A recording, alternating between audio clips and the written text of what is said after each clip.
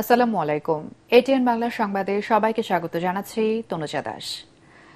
১২ তারিখে নির্বাচনে ধানের শীষকে বিজয়ী করলে ঢাকা শহরকে নিরাপদ শহরে পরিণত করার অঙ্গীকার ব্যক্ত করেছেন বিএনপি চেয়ারম্যান তারেক রহমান।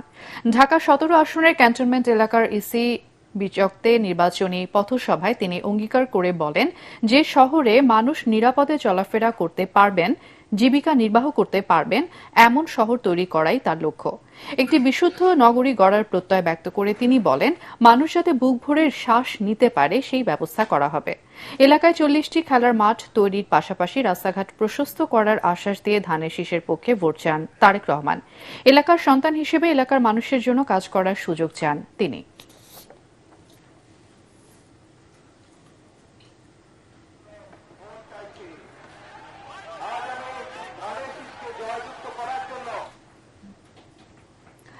আওয়ামী লীগ যে অপকর্ম করেছে ৫ আগস্টের পর আরেকটি দল তা অব্যাহত রেখেছে। দুর্নীতিবাজ চাঁদাবাজদের ১২ ফেব্রুয়ারি নির্বাচনে জনগণ লাল কার্ড দেখাবে বলে মন্তব্য করেছেন জামাত ইসলামীর আমির ডাক্তার শফিকুর রহমান। বাড্ডায় ঢাকা ১১ আসনের প্রার্থী এনসিপি আহ্বায়ক নাহিদ ইসলামের নির্বাচনী জনসভায় তিনি বলেন পুরনো চাঁদাবাজদের জায়গায় নতুন চাঁদাবাজদের জায়গা দিতে জুলাই অভ্যুত্থান হয়নি। এ সময় ঢাকা ১১ আসনের প্রার্থী এনসিপির আহ্বায়ক নাহিদ ইসলাম বলেন ১২ ফেব্রুয়ারি ভূমিদস্যু দখলবাজদের সিন্ডিকেট জনগণ ভেঙে দেবে। আগস্টের ৬ তারিখ থেকে শুরু করে এই পর্যন্ত এই অপকর্ম যারা শুরু করেছিল তারা এই অপকর্ম বন্ধ করে নাই। তাদের জ্বালায় অতিষ্ঠ সাধারণ মানুষ, ব্যবসায়ী, এমনকি ফুটপাতে যে ভিক্ষুক লোকটা ভিক্ষা করে তাই ওদের কাছ থেকে চাঁদা নেয়। আমাদের সন্তানদেরকে বুকে নিয়ে জুলাই মাসে এই জন্য লড়াই করেছিল যে এখানে পুরাতন চাঁদাবাজের বদলে নতুন চাঁদাবাজের জন্ম হবে। ত্রয়োদশ জাতীয় সংসদ নির্বাচনের প্রার্থীদের সহিংস আচরণ সার্বিক নির্বাচনী পরিবেশকে ঝুঁকিপূর্ণ করে তুলেছে বলে মনে করে ট্রান্সপারেন্সি ইন্টারন্যাশনাল টিআইবি। রাজধানীর ধানমন্ডিতে সংবাদ সম্মেলনে সংস্থাটির নির্বাহী পরিচালক ড ইফতেখারুজ্জামান বলেন আচরণবিধি লঙ্ঘন ও অসুস্থ প্রতিযোগিতা রোধে সরকার ও ইসি ব্যর্থ হয়েছে।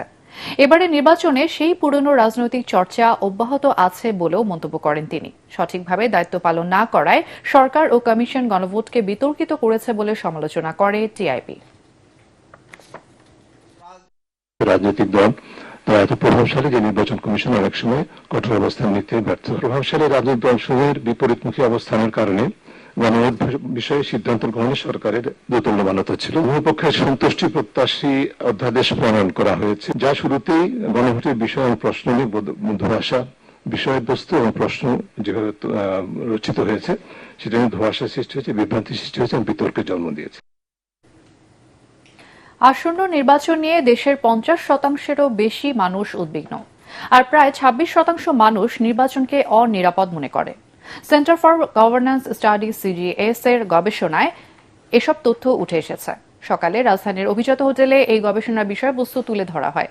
এ সময় সুশাসনের জন্য নাগরিক ও নির্বাচন সংস্কার কমিশনের প্রধান বদিউল আলম মজুমদার বলেন সুষ্ঠু নির্বাচন আয়োজনে নির্বাচন সংস্কার কমিশন সুপারিশ করলেও তা মানা হয়নি। প্রশ্ন তোলেন নির্বাচন কমিশনের সক্ষমতা নিয়ে। ড দেবপ্রিয় ভট্টাচার্য বলেন নির্বাচনের সংখ্যালঘুদের ভোটাধিকার নিশ্চিত করা এবং ভোট পরবর্তী নিরাপত্তা নিশ্চিত করার দায়িত্ব অন্তর্বর্তী সরকারের। যেই সংস্কার প্রস্তাবগুলো আমরা করেছি এবং আমি সুস্পষ্ট হয়ে বলেছি এই সংস্কার প্রস্তাবগুলোর নির্বাচন ব্যবস্থা সংস্কার প্রস্তাবগুলোর অধিকাংশ কিন্তু বাস্তবায়িত হয়নি, গুরুত্বপূর্ণ বিষয়গুলো বাস্তবায়িত হয়নি। কিন্তু নির্বাচনটা ভালো হওয়ার জন্য অনেকগুলো আমরা সংস্কার প্রস্তাব করেছি এবং এগুলো যদি বাস্তবায়িত হতো তাহলে হয়তোবা আমরা একটা ভালো নির্বাচন, একটা সুষ্ঠু নিরপেক্ষ নির্বাচন পেতাম। আর এই ছিল এখনকার সংবাদ। আমাদের এটিএন বাংলা সংবাদ ইউটিউবে দেখতে ব্রাউজ করুন youtube/ATN Bangla News।